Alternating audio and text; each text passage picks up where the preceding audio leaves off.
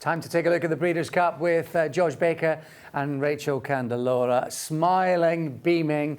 She's absolutely buzzing for the big weekend on Friday and on Saturday. And we're going to start by looking at the juvenile races on Friday. At 9:45, the Breeders' Cup Juvenile Turf Sprint is the first of those.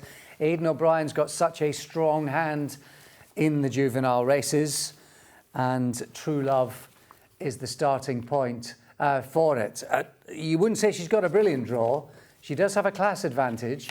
She's certainly not got as bad a draw as some of her stablemates, I think it's fair to say as well. Military Code is in there, Havana Anna, crossing swords with True Love once again, and plenty of runners, and so the draw likely to play a bit of a part, out to 13 of them. 100 to 30, the price about True Love, 6 to 1 bar, and we're going to take a look at the Cheveley Park, where Havana Anna and True Love were almost side by side. In the end, they're going to go either side of the pace setter. George, to your eye, did they travel as well as each other in this 6 furlong race? Because obviously we're dropping down to a quick turning 5.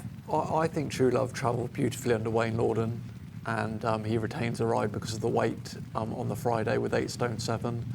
So it's not a jockey pick. It's because Christoph's going to do 8-7 on Saturday. He wants to do it for one day and not have to do it the day before. But I thought she travelled really smooth on this occasion.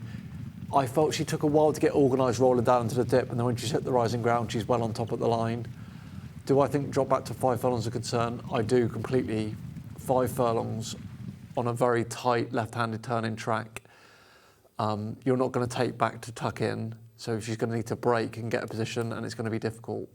Stall 9, yeah, stall 9 of 13. Actually, the interesting thing about that race, Rachel, was that actually through the first 2 furlongs, she raced really enthusiastically, making me think that actually a fast run 5 might not be a problem. But then you look at it sort of 3 out, 2 out, and then the final furlong, and it's a slightly different discussion, isn't it?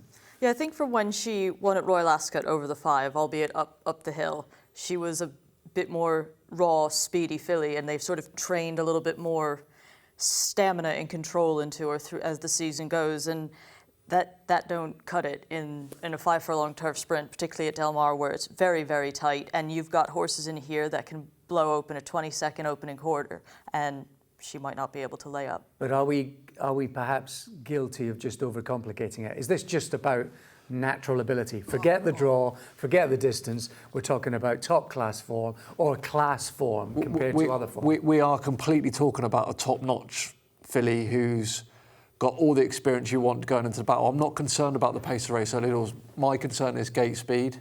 And stall 9, if you don't break on and you're not out rapid, which we see a lot. We see our horses that run in home well, but if you're wide round that top bend, it's so difficult. Given what we saw there, sort of around 3 to 1 versus 7 to 1, True Love versus Havana Anna, is the space between them too big? Sure, because neither are going to win. The floor is yours, madame. Well, I don't think so, because True Love, Grade 1 winners don't come to this race because it's a relatively new race in the sequence, and normally if you're a Group 1 winner in Europe, you're a bit too valuable to come for a race that long shots happen because of trip, because of trouble, everything. But Aidan obviously is bringing her. Aidan is 0 for 7 in this race, and he's brought some decent fillies in the past. It just doesn't cut it. Normally Americans tend to win. I know Magnum Force won last year for Ireland, and Big Ev's obviously won for Mick Appleby 2 years ago. But you look at the trips they both have, they were actually quite easy trips. Big Ev sat up in second on the pace, and Magnum Force had a lovely run through at the end. The gaps opened up. So I would actually look more at the American horses who are very, very fast. And I'd actually look at a horse that True Love has beaten, and that's horse number 12, Lenny Lou, finished 3rd behind True Love at Royal Ascot. She's gone back home stateside. She's won twice since. She can handle a bend, which is one thing we don't know the Europeans can do. I mean, we all know the Ballydoyle horses have worked around bends all the time, but Lenny Lou has the front-running pace. She has the ability to go around a turn. She's drawn 12. but she's won from wide draws before, so I'm not concerned about that. And Luis Saez knows her and gets back aboard. Really interesting. If you want to hear a bit more about Patrick Biancone, who's had a phenomenal career anyway, still looking for his first Breeders' Cup winner, by the way. There's a brilliant interview on Nick Luck's pod either yesterday or the day before, a brilliant interview. And he tells a sensational story about Yves Saint-Martin, jockey changes, losing rides, and actually what should have been his first Breeders' Cup winner several decades ago, back in the 80s. I think it was one of the first Breeders' Cup fillies in Mare's turf races. So go back and listen to that if you get a chance. The Juvenile fillies, Aidan O'Brien has won 2 of the last 3. And he's got a well-found filly in the shape of Precise, with Sumi on board, but stall 13.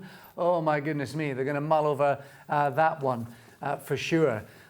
You can see the likes of Infinite Sky, Imagination Lady, Frankie Dettori on board that one.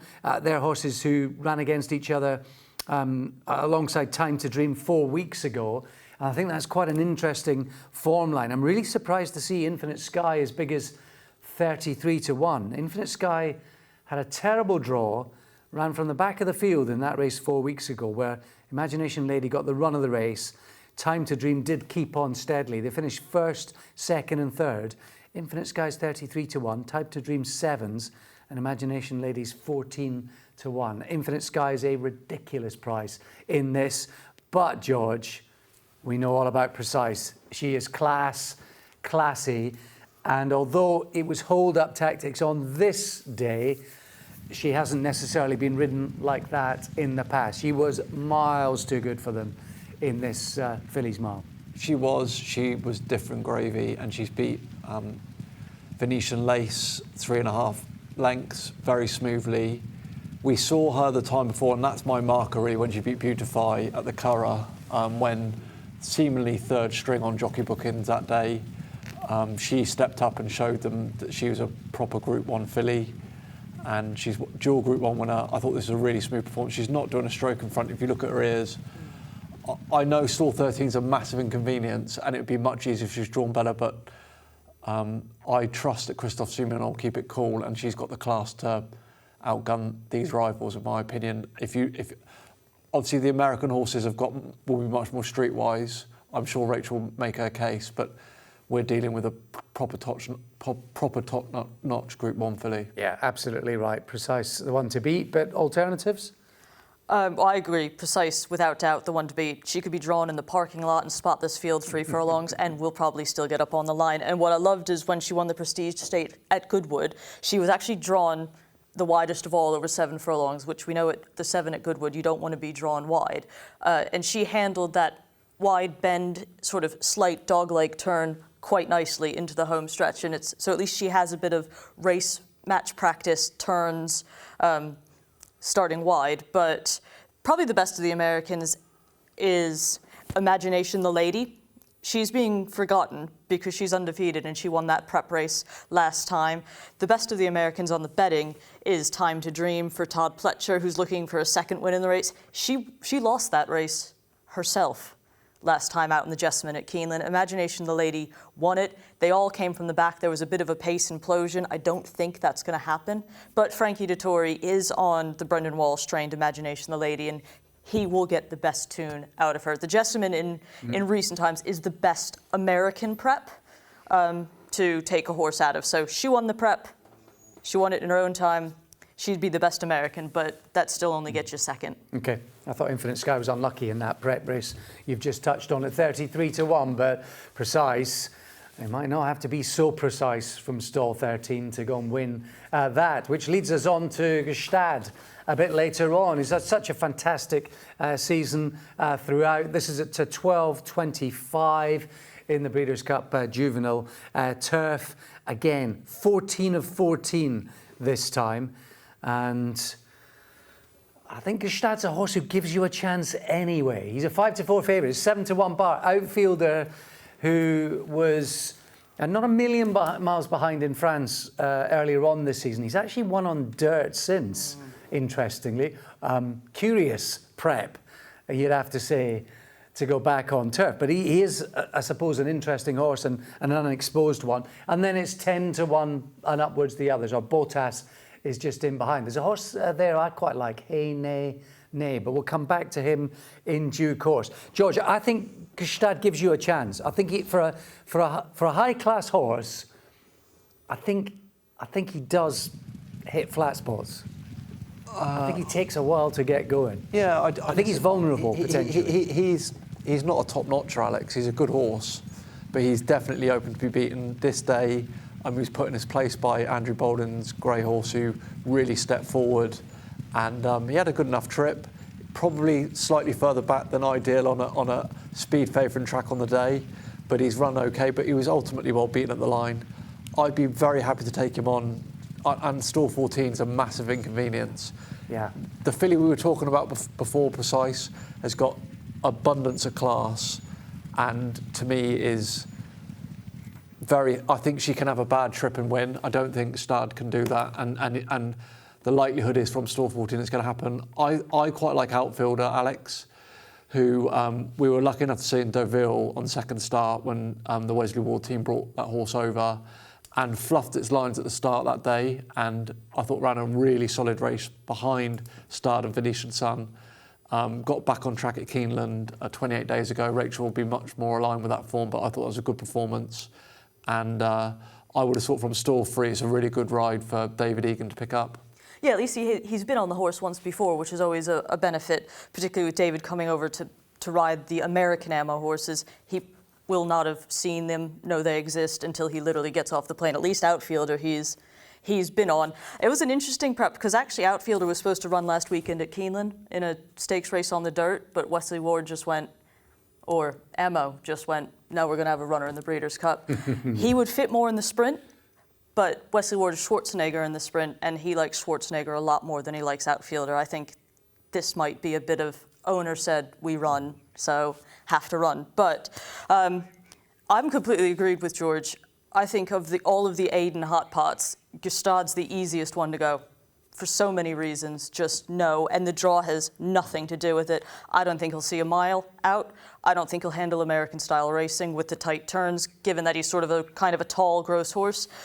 To me, he's not bred to stay. I mean, he's a half to Van Dijk. I mean, and the more important, behavioral-wise, he can get really keen and lit up when he goes down to the start.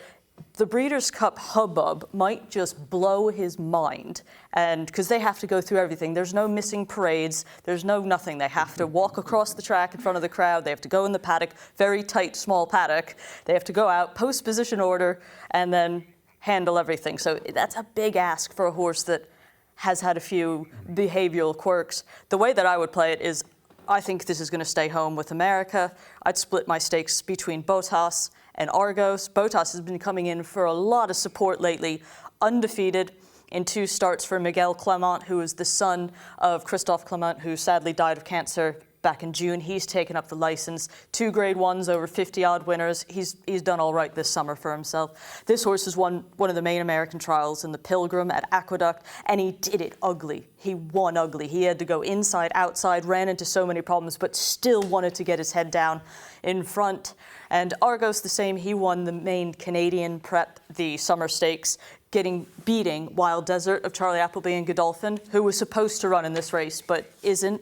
Had Wild Desert been in this field, he would have probably been a really solid second favourite. So might as well take the horse that beat him on here. Okay. A shame about the draw for Nay out in 13, because he's a horse who's got speed. I can lie up with the pace in a race where 1 or 2 might not be able to do that. And he won over course and distance, beating a subsequent grade 1 placed horse as well. So I think he's a really interesting horse. He is, but also if you want another Californian-based horse who has form at Del Mar, because Del Mar is not a typical American, really hard, fast. They've actually got a really strong loam surface underneath the turf. So actually a lot of the European riders say it rides more European. There's a bit more give, but stark contrast, big price, good jockey booking. Watch on Racing TV on Friday. We will explain more then. The Breeders' Cup Turf has a rich history and an eventful beginning way back in the early 1980s when Yves Saint Martin was supposed to be initially riding the runner-up.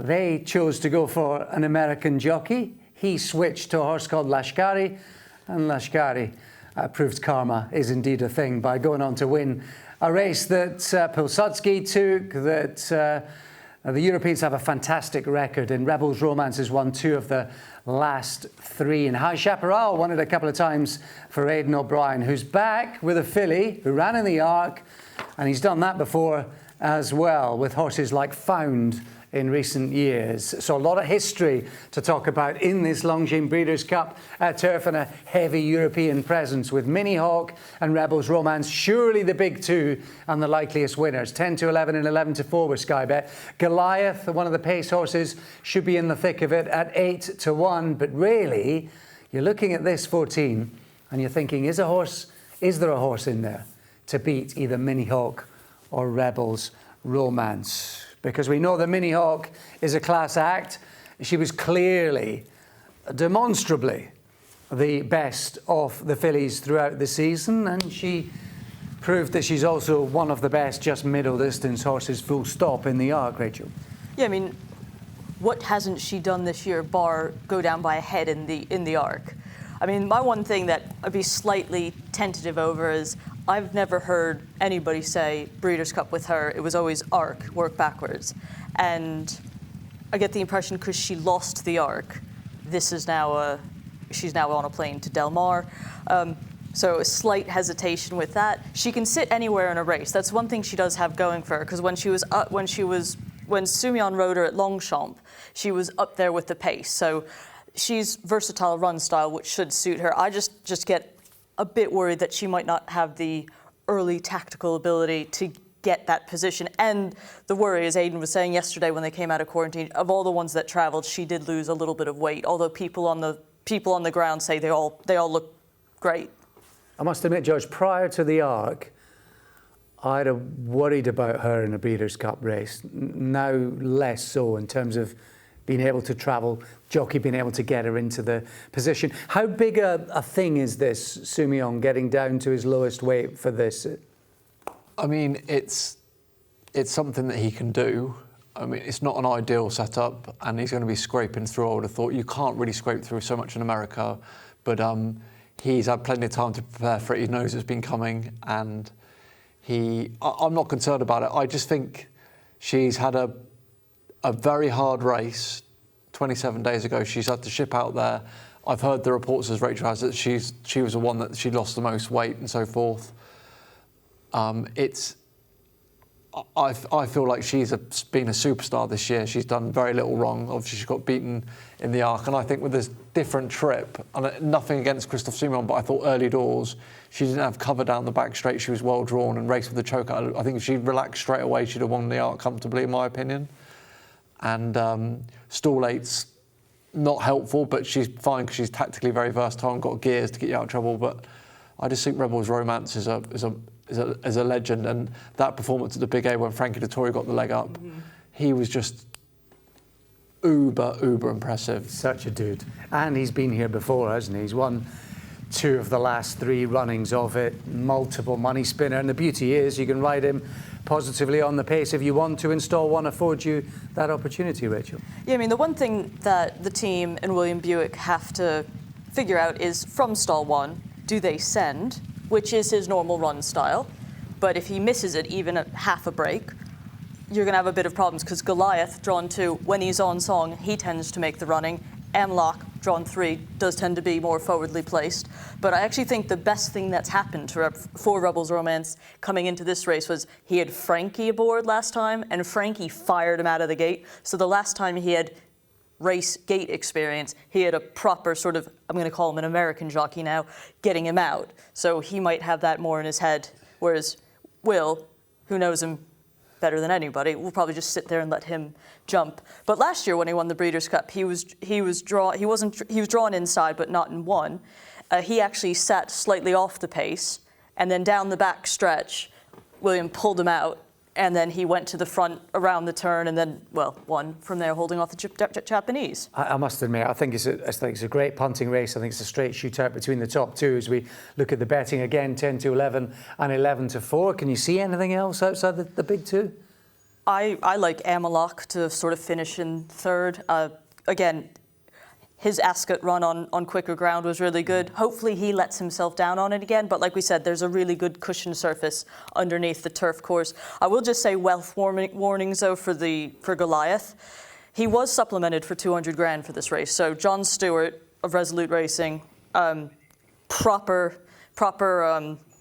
He wants to win this. The problem is with the string hole, he has to pass the vets, and while he's been passing the Breeders' Cup vets fine. On Saturday, he has to pass the California State Board vets, which some of them are not racing vets, they're just vets. So if you want to back him, I would just wait till literally you see him on the track, because there's a very good chance, breaking news, Saturday morning, Goliath's a vet scratch. Okay, interesting. John Stewart, who's one of the stars of that Netflix series, wasn't he? Wimbledon Hawkeye probably not good enough, but Frankie on board from 6. George, any alternatives? I'm going to put one up at a massive price, and it's Charlie Appleby's second string, who was 3 1/4 lengths behind Rebels Romance last time at Belmont, but he is a top-class horse, and I think he'll probably be ridden for luck. And Billy Lockdane gets a ride, and I think he'll just ride to finish place. So I think he's a very good each-way angle. El Cordobés, who cost a pretty penny, and now he's racing for plenty on Saturday night. Let's take a look at the Breeders' Cup Mile, because it's a big night for Godolphin. They've got plenty of representatives, and one of their big chances in the shape of Notable Speech, who's come right back on it recently and is priced up at 2 to 1. Chalan has won a couple of races over in France and suddenly emerging as the kind of late season Group 1 bloomer, isn't he, for, well, one of the emerging stars of European racing in Francis Graffard. 6 to 1. The Lion in Winter, pretty consistent, 6 to 1. Johannes is 8 to 1. Same price as Formidable Man, and it's 10 to 1 and upwards the others. Do we have another big 2 here in the shape of Notable Speech and Chalan? Now let's take a look at Notable Speech. Running at Woodbine, coming back to form after a slightly difficult and frustrating start to the season, Rachel, albeit at a high level, but he's bouncing now in North American racing. I've always thought, for all that he's won a Guineas, he's a better turn horse. He's been running on the straight. I don't think that suits his run style, whereas running around tracks, particularly tight tracks. Remember, he started around running around Kempton, but here at Woodbine, he won the Grade 1 Woodbine Mile. He beat My Boy Prince in the Pink Silks for Mark Casse, and he is an absolute top-class Woodbine specialist. So to beat him, to be frank, stupid, that's good for him. But also because of track maintenance on the outer track, because normally the Woodbine Mile is run, it's a 1-turn mile. Because of that, they were running on the inner turfed course, which is actually on the inside of the all-weather track, so it's very, very tight. It mirrors the turns of Del Mar, and I think that Notable Speech very much can go 2 spots better than he did last year when he was a close third, because the Americans in here, More Than Looks, who won last year, was a proper winner. Johannes, who is second, reopposes, but not in the same form. So I think this is a weaker division of the race that he was third in last year, and he is, to me, much the best. Well, it seemed unlikely at the start of the season that the Lion in Winter would be running in top-class mile races. I mean, it seemed impossible, didn't he? He was a Derby horse, but he's re-emerged, George, as a classy enough miler, albeit ran at Ascot. He's got some solid Group 1 mile form this season. He ran, of course, in the pretty funky QE2. It was a step back in the right direction, and he'd indicated that at Paris Longchamp the time before. I think he's a horse who's got a high level of ability. He got very warm on this occasion. You can see him. He's quite I think he's probably a hard horse to manage, and maybe a trip over there might make a man of him to go away. I see it quite a lot with horses that go over to America. Lots going on, and they just get into good routine.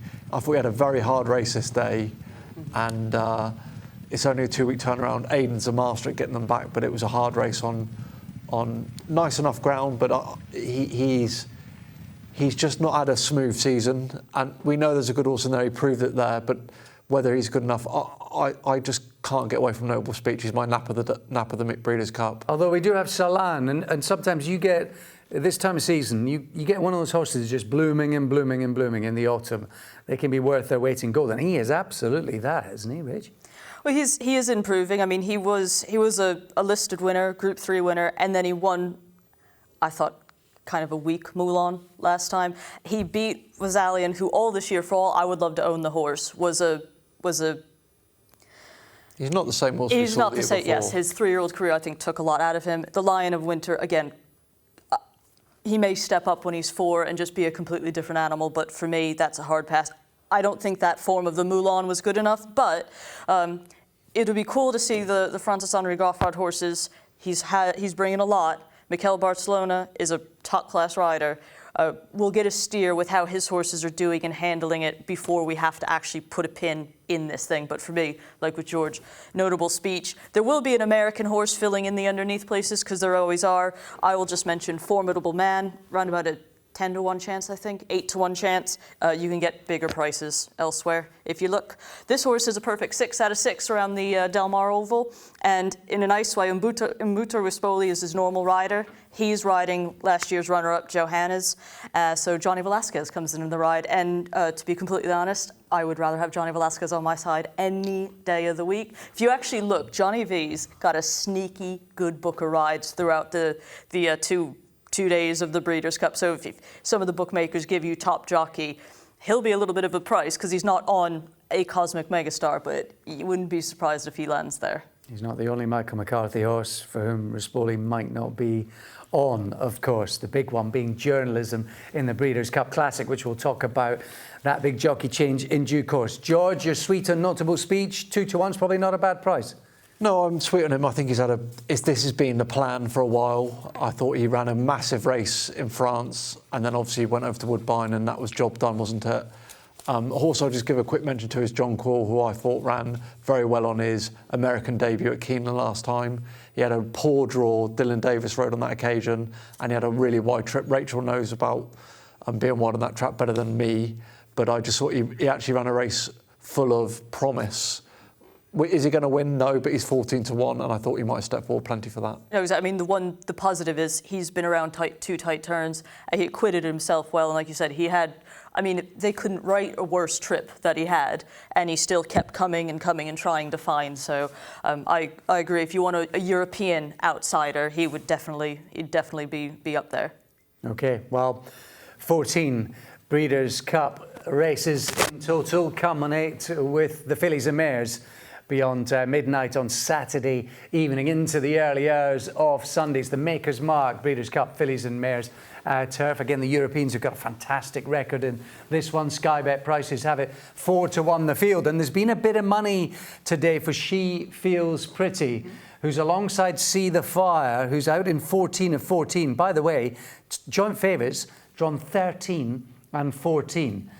So maybe there's options inside. Gazora, who's been running really well prior to that ARC performance. Cinderella's Dream, who should have won this race 12 months ago, is in there at a 9-2. She's the one I like. Diamond Rain, Sevens, Bedtime Story. Could she be the forgotten horse? Is in there at a 14-to-1, and it's 16-to-1 and upwards the others. Well, maybe fast ground, tight turning track, maybe that's absolutely what See the Fire wants and needs. On her day against the Fillies and Mares, she has absolutely sparkled, particularly at York this season.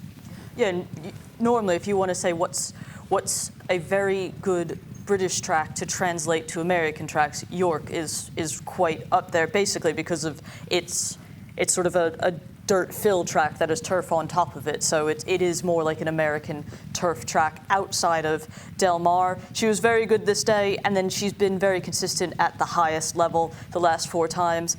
For me, dropping back to 1 mile and 3 is not a positive for her. I think if she was going to run in one of the races, I would have preferred to see her in the turf. I would have thought she'd be a proper live contender in the turf over the 1.5 miles, but I don't think she's actually got the early tactical speed necessary for a Sheen to be able to get her in any position that isn't either 4 or 5 wide or 10 lengths out the back. I like Cinderella's Dream, who should have won it last year. William Buick chose not to use his draw early doors last year. He took a pull and he ended up 3/4 of the way down the field. That meant when he turned for home, he met trouble and then charged late on, and the winner had already fallen. Should have won. I'm sure he'd say exactly the same. So I think she's teed up for it. Those stall 9's not ideal. They might be on the back foot again, for sure. But George, a lot of money for this. She Feels Pretty, who won at Woodbine last time up, and always just had a bit more pace than Diamond Rain, stablemate of Cinderella's Dream. Yeah, I thought it was a good performance, wasn't it? And it was on par with what she'd been doing over 9 furlongs, and I thought the step up to 10 furlongs was not a negative. Interestingly, Alex, I think Cinderella's Dream, I felt last year they were riding her because she'd been quite forward going at times. She's had plenty of racing this year and she looks much more tractable in regards to getting her to settle. So I'm sure they'll ride her accordingly now. Yeah, interesting. Diamond Rain, when you look at her pedigree, I really want to believe that she's going to come alive over 11 and 12 furlongs. And you think she will. But then you watch her again, She Feels Pretty, Rachel, and she was just so laboured, wasn't she? I mean, she got to within a neck or whatever it was, but it was hard work. It was hard work. Is an extra furlong really going to make her come alive and travel better? I think she's just going to be another one that just gets shuffled back a bit like Cinderella's Dream did last year and just kind of find herself out of position. I mean, She Feels Pretty. I think she's going to win. She's a 5 times Grade 1 winner. She's the best horse in the race, solely on that. And she's coming out of the race that last year's winner came out of, so she might thwart Cinderella's Dream again. Johnny V for Rach. Yep. Cinderella's for me. George? I think Cinderella's Dream will step up, and I think, in my opinion, quick ground on a turning track will see the best effect. Breeders' Cup Classic, the big race of the big meeting this weekend. And big news came earlier on Wednesday, and that was that Sovereignty scratched the favourite out of the Classic, having run up a temperature earlier in the week. When rechecked and retested, the situation was pretty much the same. So bad news for the fans, for us that wanted to watch and enjoy what was expected to be a performance in what was one of the best Breeders' Cup Classics we've seen in many a year. But it has then opened up things for everything else. And 5-2 the field underlines the point. Fierceness, Sierra Leone, last year's winner 3s, Forever Young, who ran so well in the contest 12 months ago, 9-2. Mindframe's in there at 5s, Beata in there at 8s. Journalism, could he be overpriced? New jockey, Jose Ortiz, on for Umberto Rispoli, and he's a 10-1 shot. Nevada Beach, Antiquarian, and Country Thinking, they make up the field. So 9 of them will go to post, but it's an open and very competitive race. Where best to start now in the absence of Sovereignty? Well, last year's race, perhaps, which features the 1st, 2nd, and 3rd. Forever Young, who was away quicker and rode more prominently. Fierceness, who often does. And Sierra Leone, who finishes as strong as anything, perhaps, in the lineup. Rachel, what are the key facets we take out of last year's race for these 3 runners compared to this time around? Well, the top 3 in the Classic still racing at 4 is unheard of. But what we learned here is last year, Forever Young got absolutely tapped for toe, and he comes running the fastest late. Sierra Leone sat much closer to the pace than he had previously been in his previous runs. And Fierceness was one of the ones who was up pushing the pace, and it found him out a little bit late on, but he had to use a lot of pace because he was drawn 9 to get over and get to the front. He's drawn 1 this time, which has its own problems, which we'll talk about in a minute. But the fact that those 3 are back, and they're back in Fierceness is arguably in better form, Sierra Leone arguably in worse form, and Forever Young has had a planned, truncated 4-year-old campaign with Middle East jaunts.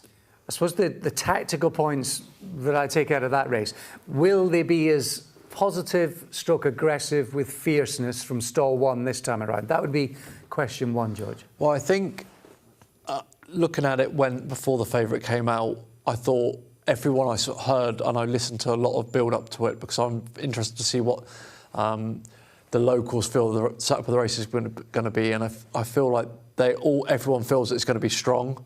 It's hard to do pace maps for these races because a lot of them are ridden forwardly.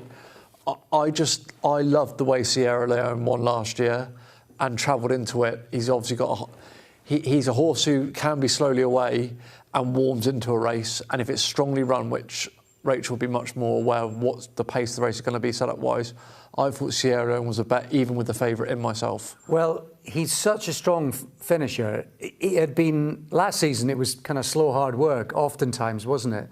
But in the Breeders' Cup, he was much more switched on. He travelled kinder. Is there a sense that he's primed for the big day? He was last year, and he'll be primed for the big day once again. And therefore, like Gstaad, you know, he'd been a horse who gave you a chance throughout most of last season. Is he still a horse that gives you a chance, or is he going to be sharper and better this time around like he was 12 months ago? I don't think he is. He missed an intended start in the Saudi Cup. Was supposed to be his four-year-old start due to a foot abscess. It then took him a while to get going. He absolutely bombed out in the New Orleans Classic when he went off a stupid short price. He should have bossed that field. Got beat by Mindframe, who reopposes in the Grade 1 Stephen Foster at Churchill. And then they did something different. They did something that's very rare in American dirt racing. They put in a pacemaker, which we don't do that. Won the Whitney. Strong finisher because they had a suicide pace up front, and finished second in the Jockey Club Gold Cup last time. Got beat by Antiquarium, who reopposes, but that was a race where the pacemaker came over on top of Mindframe.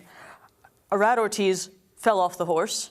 Sierra Leone actually had to hurdle Arad Ortiz, so if the flat game don't work, go hurdling.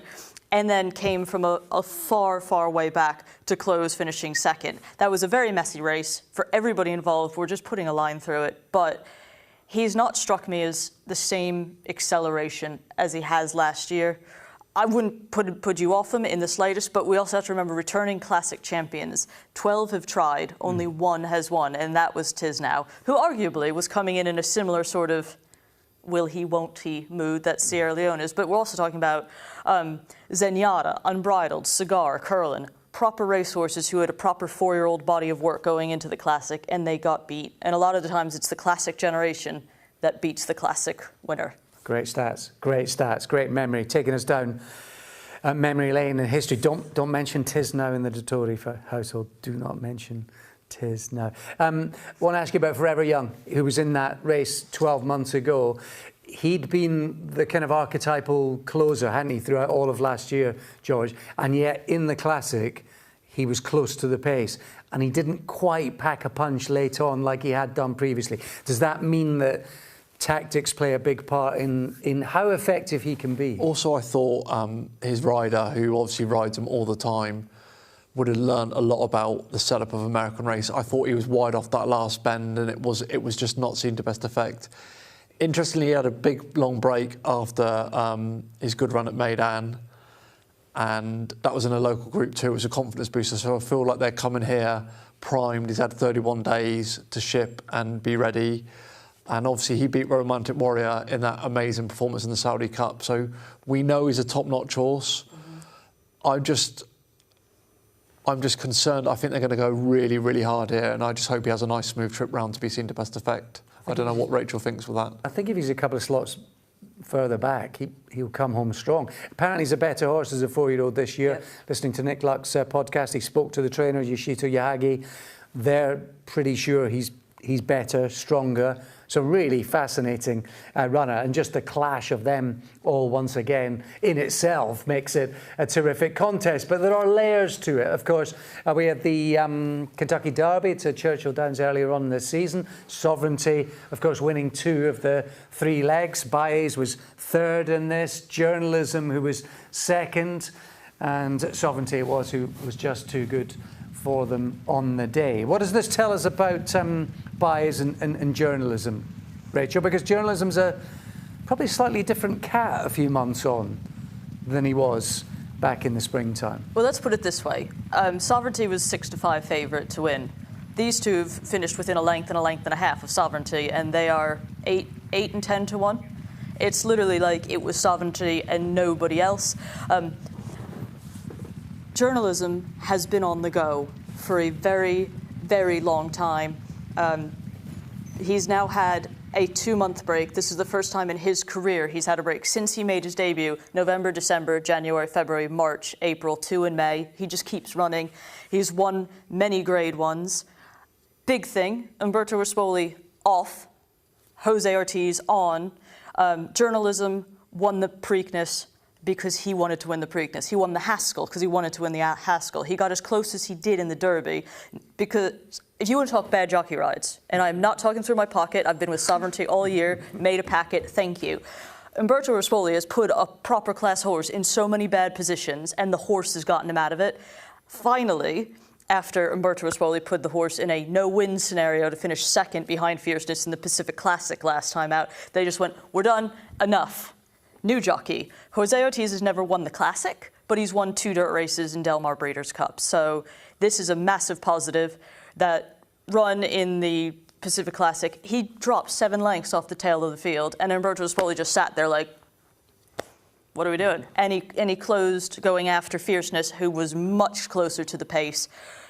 They're already saying, the connections, Mike McCarthy, they're going to ride him closer to the pace, which may or may not be a good thing depending on how the pace fans out. But I think draw 9, that will give Jose a chance to have a look. He does tend to be a slow starter, but Jose will pick him up and fire him out of the gate. For me, he is at 10-1, the proper price play of this particular Classic.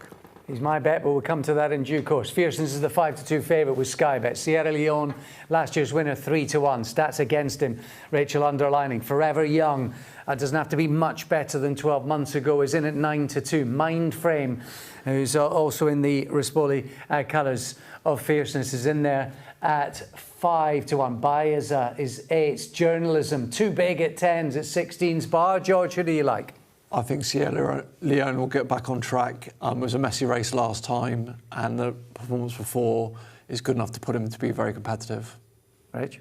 At the prices, Journalism. I've been against him all year. I might as well go with him for the big one.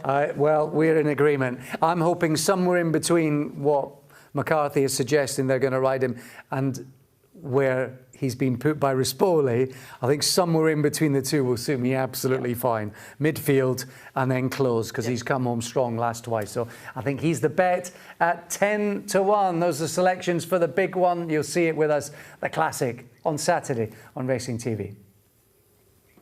What about the meeting itself, Georgie? Outside the Classic, who else do you like? Well, simple, Alex. Notable speech for me in the mile. I think on the turf mile, he is seriously top-class performer. I think it will really suit him, the setup of the race. And that performance last time was an absolute perfect stepping stone for the big one. George's other ones. Arizona Blaze, you think is interesting in the sprint? Yeah, I just think he's had a really solid year. He's got a lot of natural speed. I think he'll run very well.